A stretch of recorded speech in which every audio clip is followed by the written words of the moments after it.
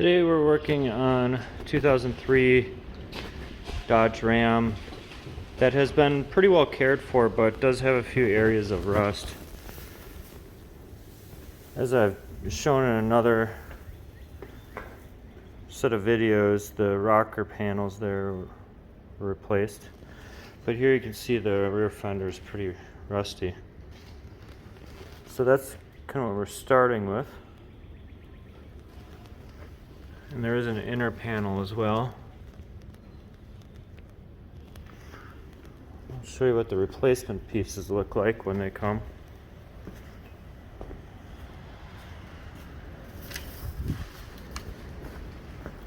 So this is the left-hand side replacement pieces, the inner piece and then the outer.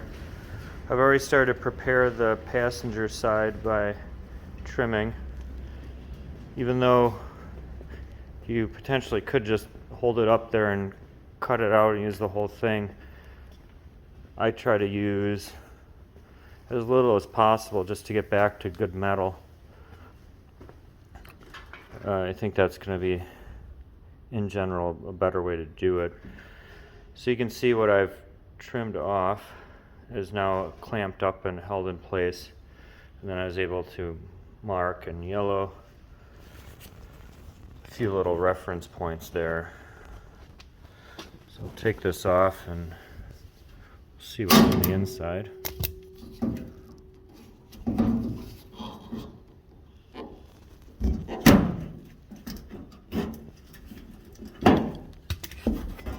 Okay. So I cut out the bad metal, and that's what I'm left with the good metal. Initially I thought I'd just kind of weld along there, but there's a spot welded seam up right up there, which I think I'll just go straight to that, and then I have a very easy reference point to make sure that I have everything right. You can see this is all good metal. Up to here I could go as little as that. I went just a little further, that way I could have more access up into here to do some good panel preparation, making sure that all those surfaces are painted. So I did have a reason to go just a little further. In addition, this part here has to be welded, so it'd be very hard to weld that if these two are cut at the same level. So I'll go just a little further with the outer panel than on the inner panel. You can see what this is actually replacing here. So that's in pretty rough shape. There is this extra piece here that's on the inside that just won't be there, but I think the panels will be rigid enough just the way they are. So here I've started to cut away the additional margin, and now you can see I have better access to that internal panel.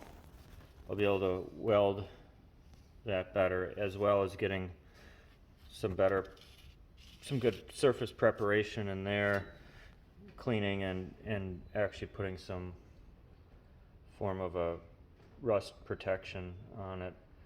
I'll probably use the East Coat rust protection, because then you don't need a perfectly prepared surface. Surface rust is fine.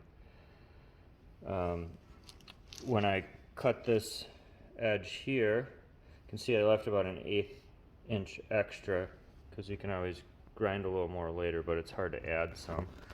My tool of choice is that angle grinder with that thin cutoff wheel, and then I always use eye protection for that. You don't want to cut too deep here, because you don't want to go through that inner panel. So you just do a shallow cut through that, and then you can separate those panels using a hammer and a panel separator. This is different than a screwdriver because, as mentioned in the previous video, the metal goes all the way through, so you can pound on that end without separating your handle from the metal. So that just went right in there, and I was able to identify a spot weld here. It's just a partial spot weld, so instead of using my spot weld drill, I'll just kind of grind that part off underneath here. But over here, probably hard to visualize, but there is a spot weld right in there that I can identify, and that I will use my spot weld drill. There are other ways to do that, as simple as just a shallow grind on the panel you're getting rid of. I did go through more detail in a different video on that. But now you can see it looks like pretty decent metal all in there. Just what ended up happening is had water come in through that stake hole right down in there, kind of settled with leaves and debris, and then led to rust. It actually drained away pretty well over there, so all this part of the fender and inner fender all seems pretty good otherwise.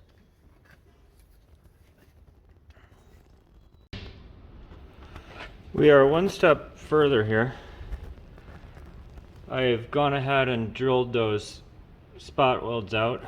And you can see I got my panel separator there. A little bit of persuasion using a nice hammer. Just kind of separating right along there.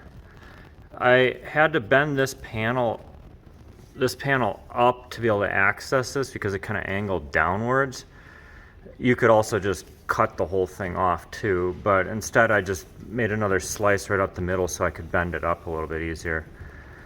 That turned out to bend this panel just a little bit, but that's totally fine. We'll just bend that back when we're all done. And then I'll have a nice surface here to weld that panel, that inner panel in, and then I won't have to worry about necessary reference points as I would if I cut the panel in the middle here like I kind of did there.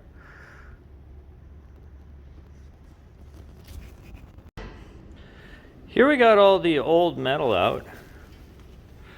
I'm down to that inner structure here, and you can see the spot welds, which that drill works amazing because it stops right when you get to that inner panel. And I will just use, I like this flap wheel. It gives you a fairly flat sanding surface. Things don't get too hot. I'll just come in, kind of prepare that whole surface for welding. And then I'll use a weld through primer. You can brush it on with that stuff there, or spray on version there. SEM makes nice stuff, but there's obviously a ton of other options. Eastwood makes it. All kinds of different companies make weld through primer. But if you want your project to last, prepping all of those surfaces is really important. Now, it's hard to make a straight cut on that, so what I did is I just cut it as straight as I felt I could, and now I actually have a template. So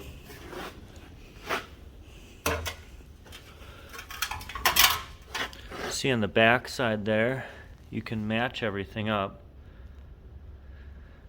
and I clamped it. So now I can come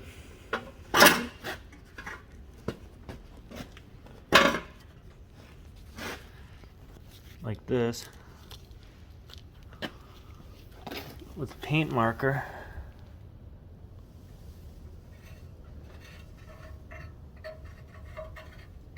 and I'll get very close to where I need to be.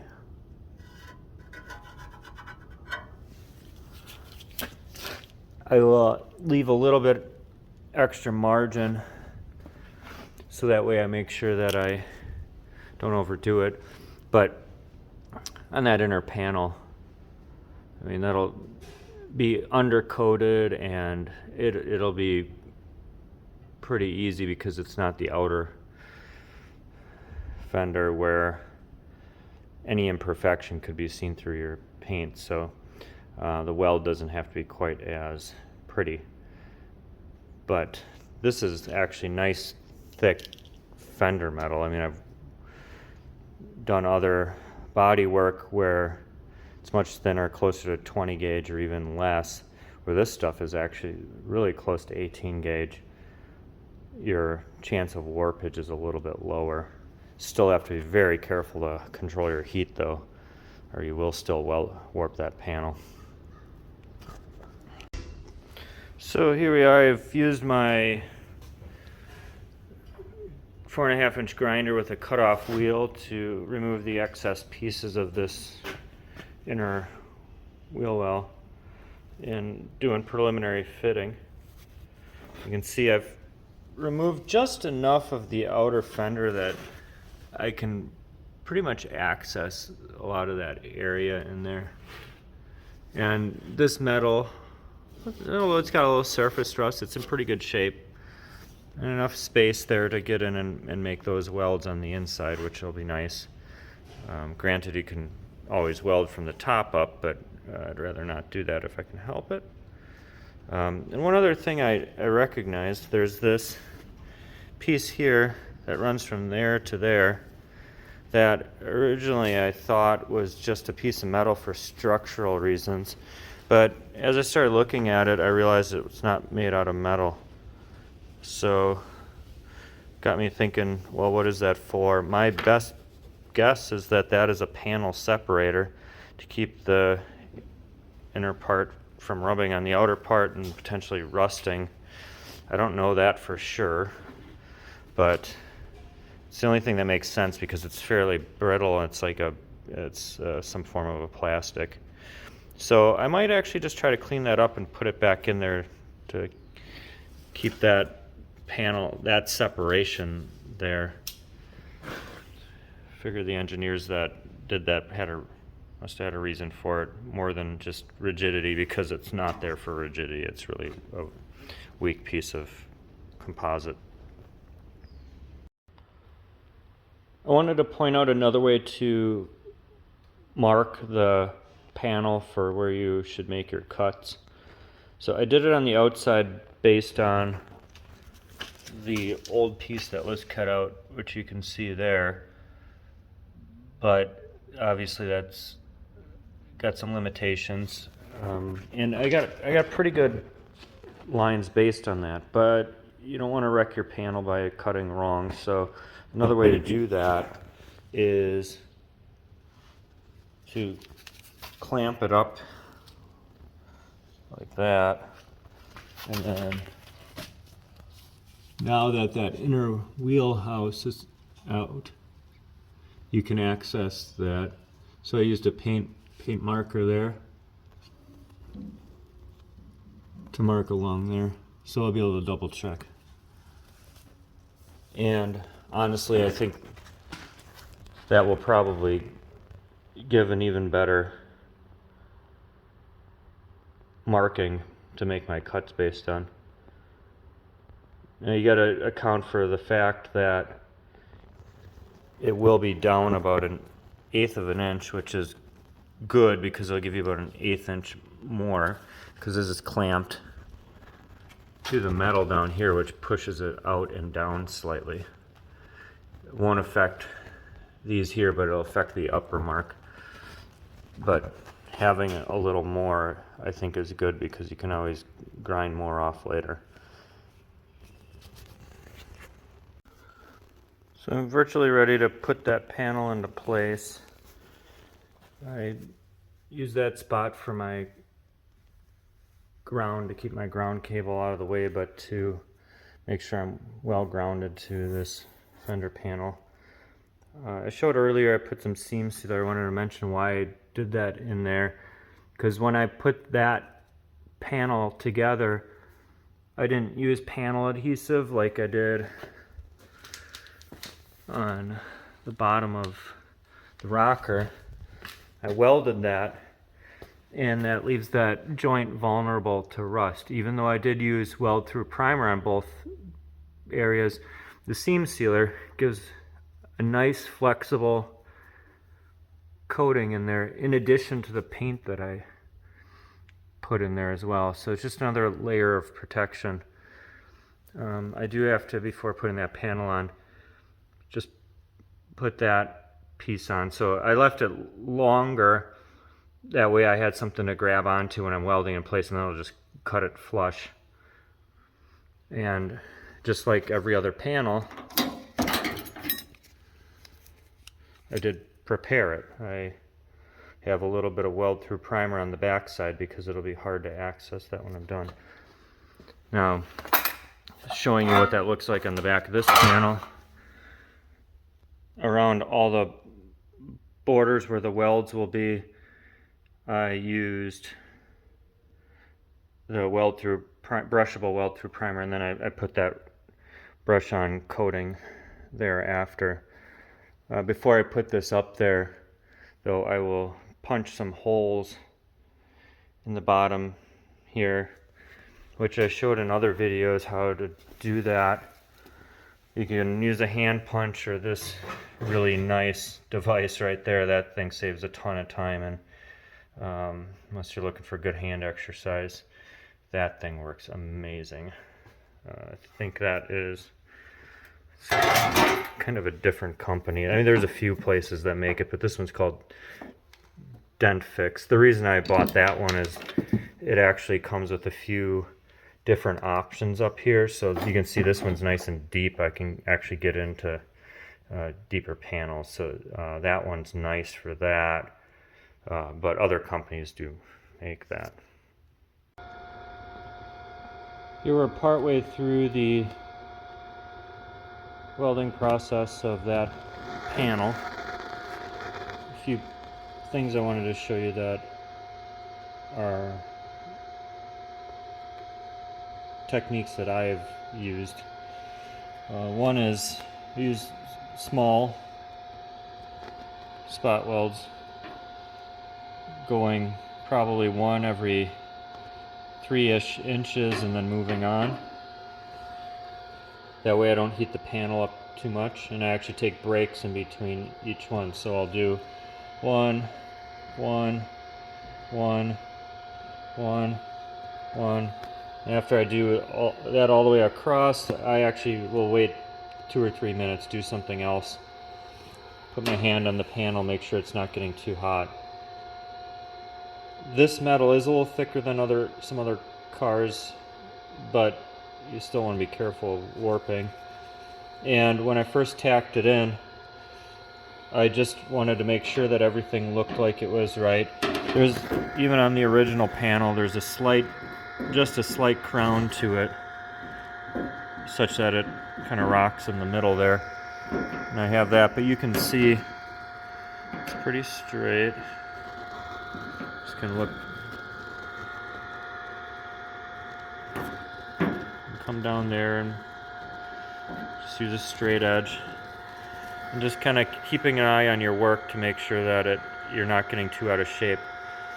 A little bit is fine, because you can use filler to correct minor imperfections, but you don't want to finish a really nice job just to see that it's warped in the end and you can see it through the finish. So take your time. Just like I mentioned earlier, take your time with fitting this panel. Might seem like, oh, you're just cutting a panel, it'll just take 15 minutes to do that.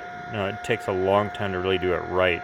You want to get reasonably close to it. Start to get just a little far here. It'll be fine, but you want it to be pretty close. That way you're not adding too much heat to fill a gap.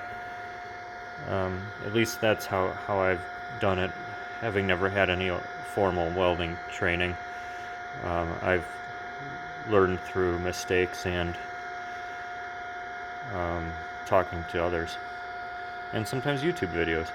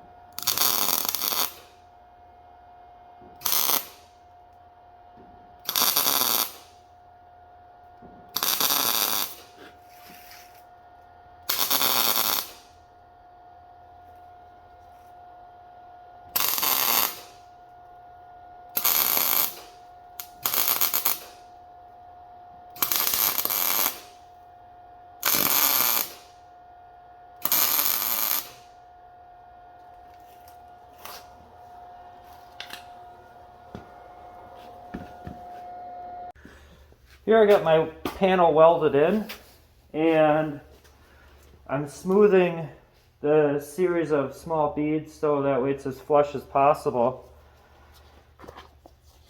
And there's a number of ways to do this. I like to start with the 4.5-inch grinder with the grinding wheel, because I feel like I can control where the grinder wheel contacts it a little bit better. You don't want to accidentally thin or grind too much on the neighboring metal, which is obviously much thinner than the bead itself. But then when I get close to being flush, then I use the flap wheel. Flap wheel is nice because it does produce the lowest heat, it's a little flatter, but you got to be careful because that'll go into the neighboring metal. So I got my eye protection here. Also use just a dust mask, help prevent breathing in any grinding dust.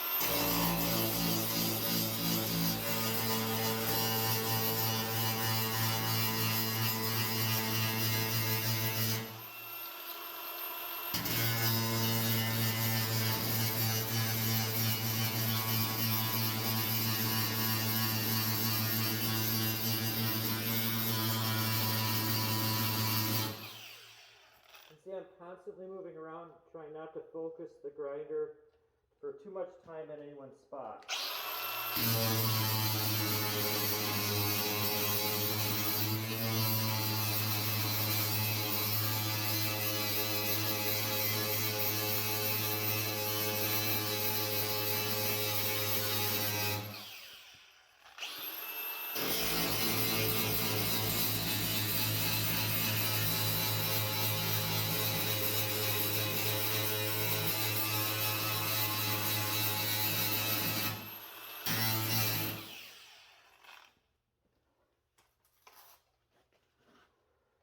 So even before I started recording this part, I've been working on this panel for a while. So this process isn't fast, so don't look for it to be. But I wanted to show the transition from where I use that to this.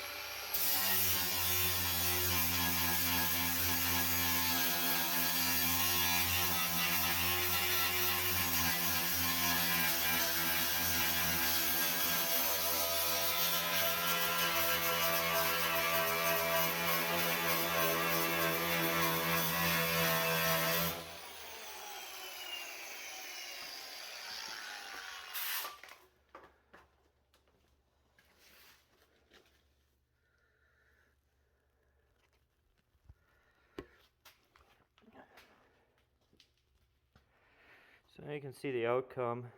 It's pretty good. It's not perfect,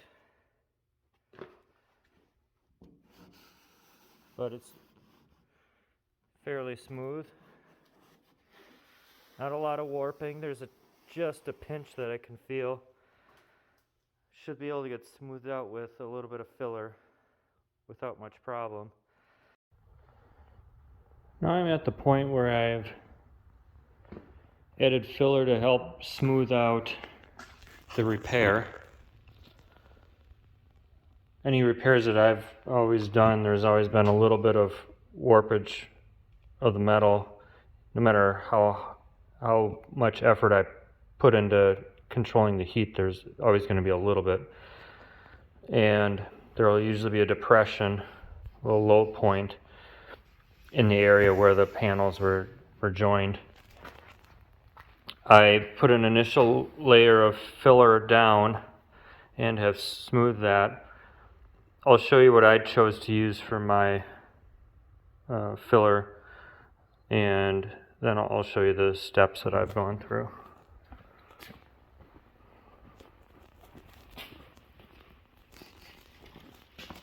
There's the box of all that old metal that's been replaced. Quite a bit of it, huh? So there's a number of different options in terms of products you can choose. I chose to use Evercoat's supplies here. One thing I kind of figured out is so with these two, you have that one there, then you have this one here. I use this one for the initial placement of filler because the commercial stuff has increased work time, so you can use it on a little bit bigger panels. And then this stuff, a little bit less work time, works really well. But I would use that when you have smaller areas. And then when you get down to the finest repair, so when you're only filling in minor defects, then you can use something like that, like a glazing putty. But like I said, there's a number of different options in terms of what you can purchase. Eastwood sells a bunch of stuff as well. 3M has stuff like that. You can even do, I don't have any Bondo. Bondo tends to be a little bit more porous, but and honestly, the higher quality stuff, again, doesn't have to be Evercoat, but that saves some time, and when you're putting this much effort into a repair, you don't want to be saving money necessarily on that portion of it. So that's what I used, and then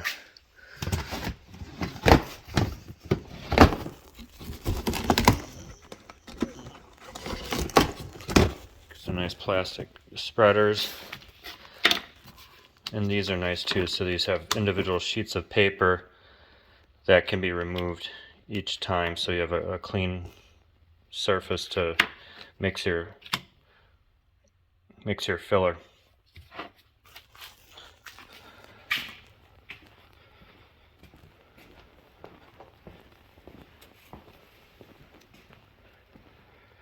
So once this is the first application, I did a relatively thin coat, just a little thicker in the areas where I knew there were going to be low points, and then I was able to come over this to smooth it out with a large DA with fairly coarse sandpaper on there. I would recommend whenever you're doing that to use a respirator. Just feel like protecting your lungs is important, and even though this stuff probably isn't that dangerous, you don't want to be breathing it in. The other thing that I get a lot of use out of is some of these kind of flexible sanding boards.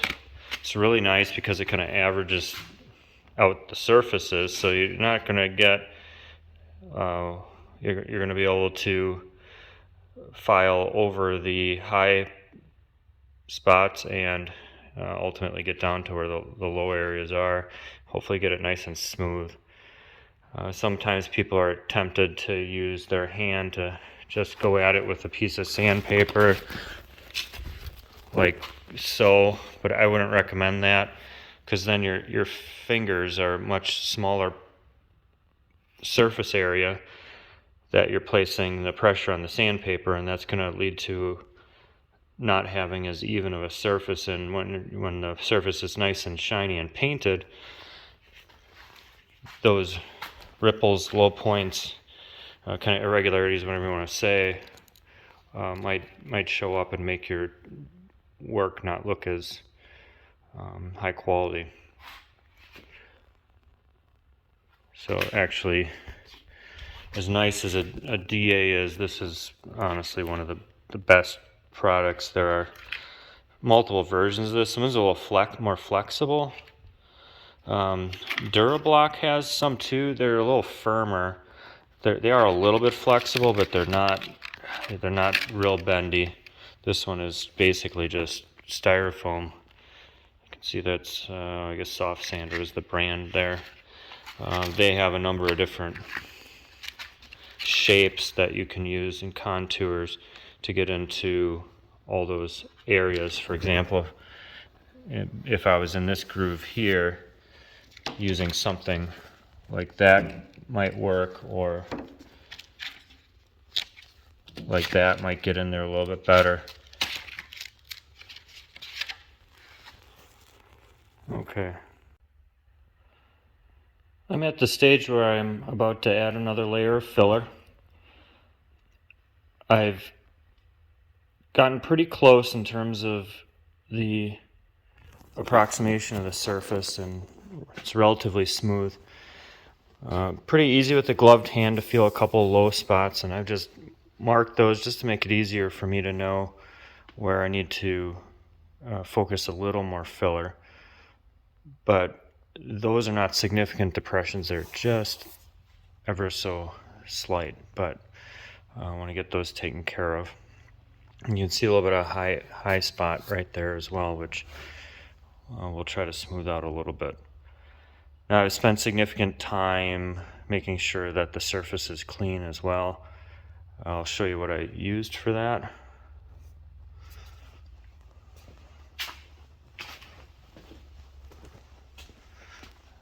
So I used wax and grease remover. There are a number of different types of surface preparation. Wax and grease remover is one type with multiple different brands, and I like to use a sprayer like that, although really you could just dump that onto a towel. Typically I try not to use plain paper towel because it leaves a few more fibers behind, which isn't so critical for filler application, but certainly would be for paint application. And when I'm doing that step using any kind of solvent, I do try to use a respirator to help limit the amount of those chemicals that I actually breathe in.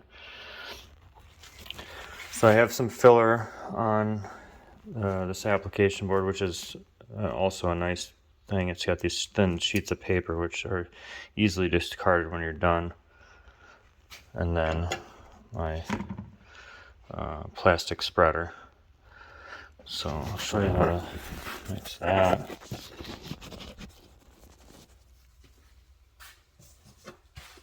So the catalyst here, which is a nice blue color, which contrasts quite well with the pink color of the filler. And you want to make the proportion of the catalyst to the filler approximately 2% of this. So actually a pretty good line right up the middle usually does a pretty good job. If you use too much, it'll dry a little bit quicker. If you don't use enough, it'll take a little longer to dry. If you're way off, it may never cure appropriately. So try to mix this up here without injecting a ton of air into it. The nice thing about this contrast of the color is you're more easily able to see the one that's actually uniformly mixed. Because if I just went ahead and applied it right now as is, without making it a little more uniformly mixed, there would be some areas that would dry really fast and some areas that would remain kind of sticky and almost never dry. so it'll turn this kind of gray color. Now, I should also mention, even though there's not a lot of volatile agents with fillers, it's, you know, it doesn't have a strong odor to it in general. I usually would wear my respirator when doing this as well, for sake of being able to provide my own tidbits of advice. I have not done that this time.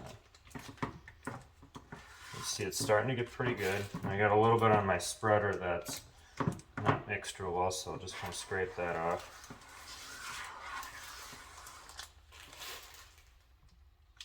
You can see it's coming up pretty well.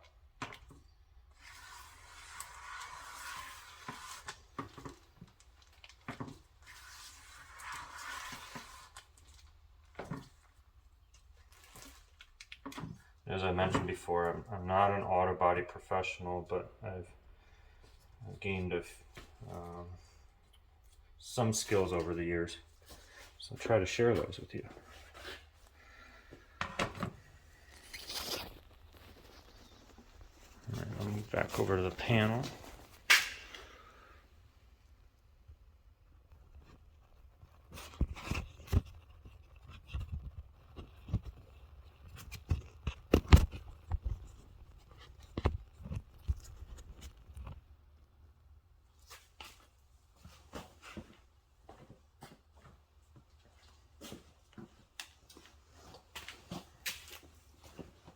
So I had a tiny little low spot right there, which I marked so I could see it.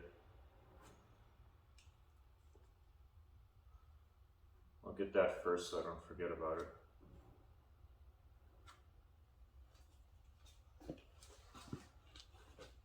And then I'm going to put a pretty uniform coating, but I'll put a little extra on those low parts first, so I make sure that I attend to that matter.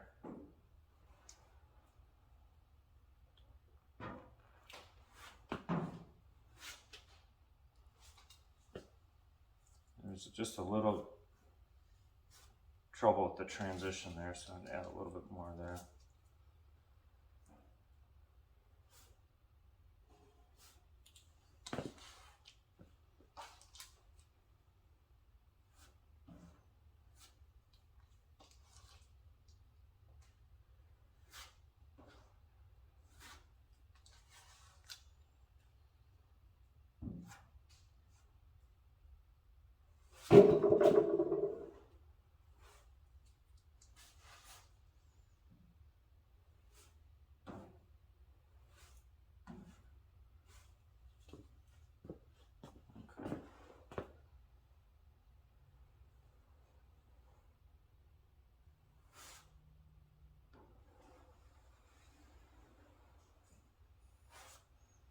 Just trying to approximate the surface as well as possible.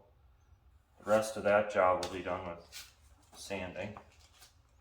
But the better you are with your filler, the less time you'll spend sanding and the less money you'll waste on the filler, because this stuff is expensive actually. I want to say that container that I had there was just about $100. And there are, again, cheaper fillers, but the high quality ones have a number of advantages. They're easier to spread, they're easier to sand, a little bit less porous on the final product, so a little less likely to peel and cause problems for us later. See, that's getting pretty even now.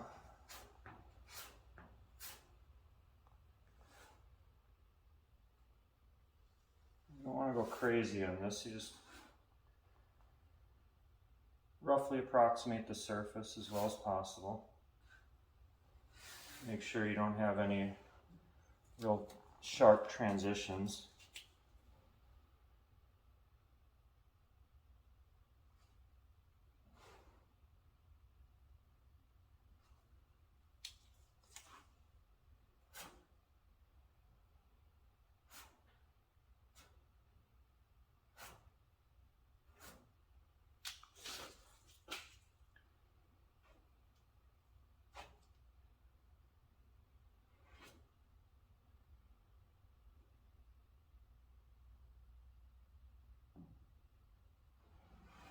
This won't be my last application of filler, so it doesn't have to be perfect, but I'm trying to get a little closer and closer each time.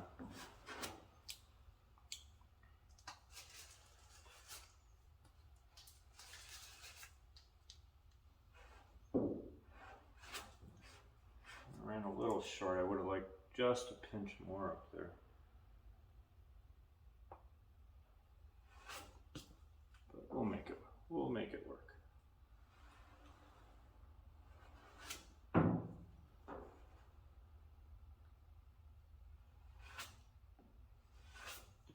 And towards the ends, I apply just a little more pressure to help spread it out. A little less pressure in the middle. And then you get a pretty smooth end result. When I hit that with the sander, we should be getting in pretty good shape.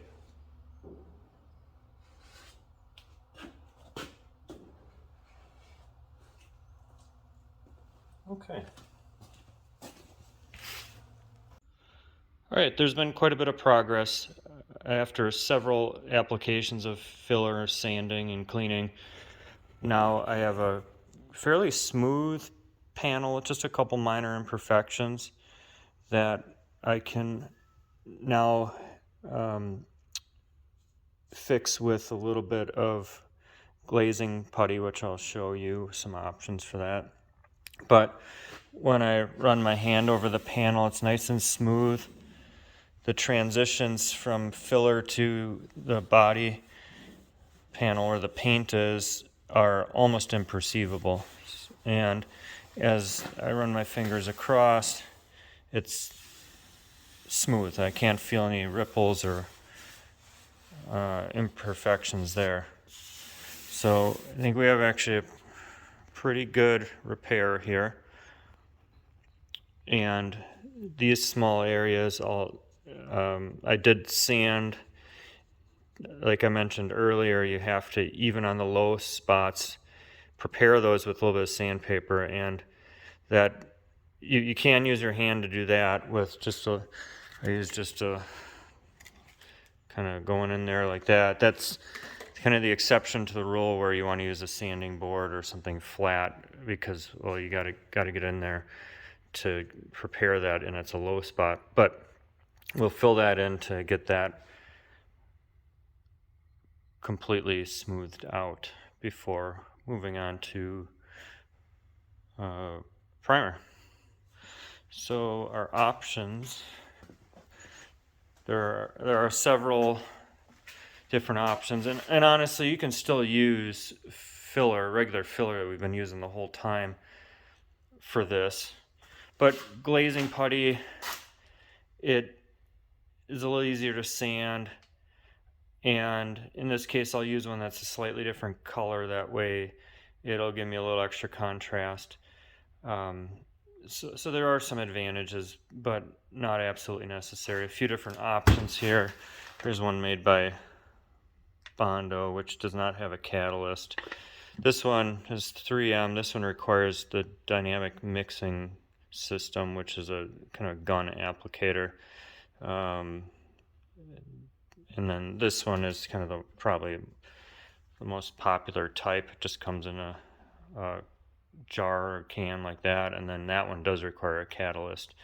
The 3M one, there is catalyst. It's just mixed in here, and then you can apply just what you need onto the mixing board here. All right.